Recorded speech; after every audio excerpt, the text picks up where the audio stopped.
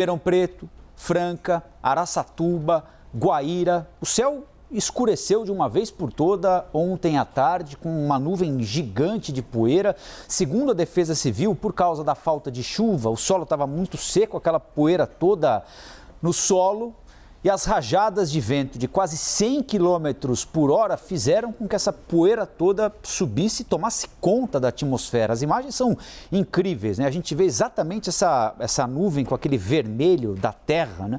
Cobrindo essas cidades importantíssimas do interior de São Paulo. Então nós vamos tentar entender melhor como isso aconteceu. E para isso convidamos para conversar com vocês a meteorologista Doris Palma da Climatempo. Tudo bem, Doris? Bom dia.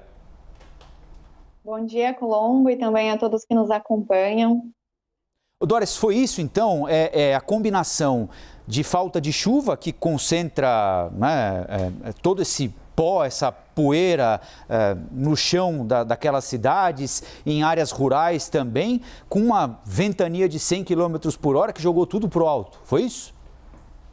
Isso, foi isso mesmo. Ontem, a gente vem passando mais de 100 dias consecutivos sem chuva significativa na região de Ribeirão Preto. Aquela chuva que consegue acumular mais de 10 milímetros em 24 horas. Então, a gente vem há mais de 3 meses sem chuva muito expressiva e por conta dessa condição, o solo na região ficou muito seco, ficou bem arenoso. Por conta desse retorno da chuva no último final de semana, tivemos um grande choque dessas massas de ar quente e seco e áreas de instabilidade e também a umidade vinda da Amazônia.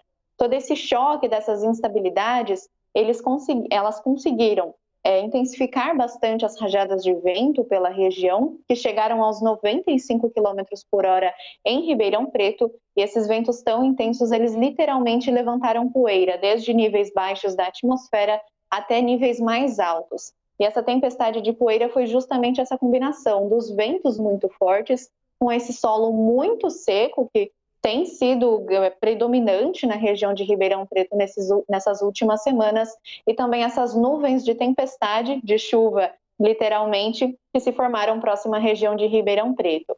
Então, essa combinação de fatores formou essa tempestade de poeira, mas pelo menos depois de todas essas imagens, né, tão assustadoras, choveu bastante na região e os acumulados finalmente superaram os 50 milímetros em Ribeirão Preto. Então, tivemos uma chuva bem expressiva que chegou depois de toda essa tempestade de poeira, Colombo. Doris, Luciana falando aqui, bom dia, bem-vinda ao Novo Dia. Queria saber de você, até que ponto a gente pode entender esses fenômenos como extraordinários ou eles já entram nas nossas vidas? Digo isso porque em muitos vídeos as pessoas narrando diziam, nossa, a gente nunca viu nada desse tipo aqui, por aqui. Até que ponto a gente vai ter que conviver com fenômenos desse tipo? Bom dia, Luciana, muito obrigada. Olha, é até que comum eventos como esse. Claro, em regiões áridas ou semiáridas espalhadas pelo mundo. Aqui no estado de São Paulo e também no Brasil, não é tão comum que a gente observe um evento como esse. Mas é justamente a combinação de simples fatores, ou seja, a seca dos últimos tempos e esses ventos tão intensos que aconteceram sobre a região de Ribeirão Preto. É algo que pode acontecer mais vezes, mas a gente precisa desse padrão bem detalhado, bem configurado para que um evento como esse ocorra. E, por exemplo, às vezes as pessoas perguntam, bom, mas ventou bastante na minha região, estava vários dias de chover e não aconteceu isso. Mas foi algo muito excepcional. As rajadas, elas superaram a marca dos 90 km por hora. Isso já é um vento muito intenso. E combinado a esses fatores locais, formaram essa nuvem de poeira, essa tempestade de poeira.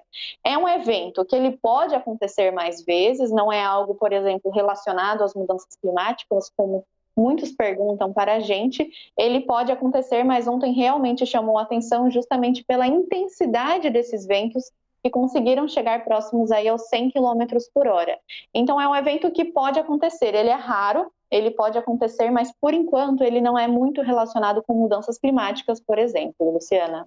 E por que ventou tão forte nessa região, Doris? Por causa desse choque, né? A gente tinha um ar muito seco predominando sobre a região de Ribeirão Preto e, de repente, áreas de instabilidade conhecidas como cavados se formaram e se aproximaram da região. Essas áreas de instabilidade, elas conseguem potencializar a formação de nuvens carregadas. E esse choque de massas de ar seco e massas de ar um pouco mais úmidas que favoreceram essas fortes rajadas de vento pela região. E aí, quando a gente tem a formação rápida de nuvens carregadas combinada a esses ventos tão intensos e esse solo muito seco, a nuvem de chuva e a nuvem de poeira, ela quase se junta. Então a gente teve essa nuvem de poeira passando por toda a cidade e depois veio a chuva para limpar toda essa atmosfera. E foi justamente por conta desses choques dessas duas massas de ar quente e outra massa de ar mais úmida que atuava sobre a região. Doris, esse evento aí específico, né, dessa tempestade de areia e de poeira, ela não tem a ver com mudança climática, mas ela é resultado de um tempo absolutamente seco, como você explicou aqui pra gente. E a seca tem a ver com a mudança climática?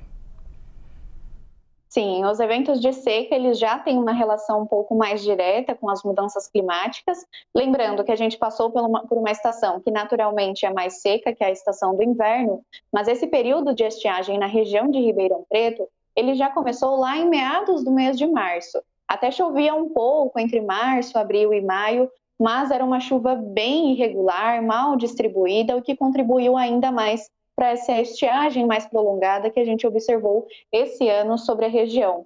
E sim, esses eventos de seca mais extremos, esses eventos de seca mais prolongados, eles podem sim ser relacionados com as mudanças climáticas. Não só a falta de chuva, mas também o aumento das temperaturas.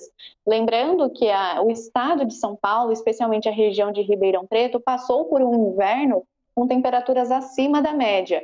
Então, tivemos chuvas abaixo da média, temperaturas acima da média, e esses eventos, sim, podem ser relacionados com as mudanças climáticas. Claro, é necessário um estudo bem mais detalhado para saber se cada evento de chuva ou de seca, ele tem sua relação direta. Mas a gente sabe que aqui no estado de São Paulo e também em diversas áreas do Brasil, os períodos secos, eles têm se tornado cada vez mais secos. E as temperaturas elas têm ficado cada vez mais altas em boa parte do Brasil central, Luciana.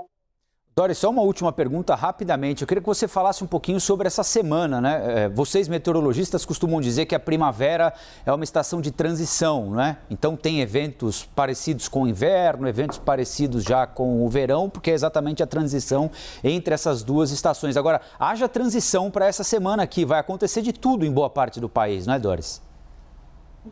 Sim, Colombo, vai acontecer de tudo em grande parte do país. A gente tem bastante chuva caindo sobre a região norte, então acumulados bem elevados são esperados para o estado do Amazonas, Acre e Rondônia, por exemplo. A chuva ela vai retornar essa semana para a região sul do país. Novamente, há risco para temporais, com granizo, vendaval nos 3 estados da região sul, mas sobretudo entre o Rio Grande do Sul e Santa Catarina, que já tiveram alguns estragos reportados nas últimas semanas por conta desse granizo que vem caindo na região.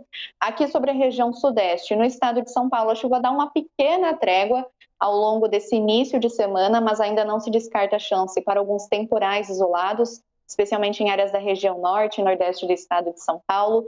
Tem previsão de chuva novamente sobre o estado de Minas Gerais. No final de semana, essa nuvem de poeira ela também foi registrada em alguns municípios do Triângulo Mineiro. E áreas da região sul de Minas registraram grande queda de granizo. E esse tempo mais instável ele ainda vai prosseguir ao longo da semana sobre a região. É somente a região nordeste do país que terá uma chuva um pouco mais fraca e passageira, e concentrada principalmente em áreas litorâneas. O sertão nordestino ainda vai seguir com um tempo muito seco no decorrer da semana, Colombo. Doris Palma, muito obrigado pela entrevista aqui para a CNN. Um bom dia para você e para todo mundo aí no Clima Tempo. Obrigada, um ótimo dia, até mais.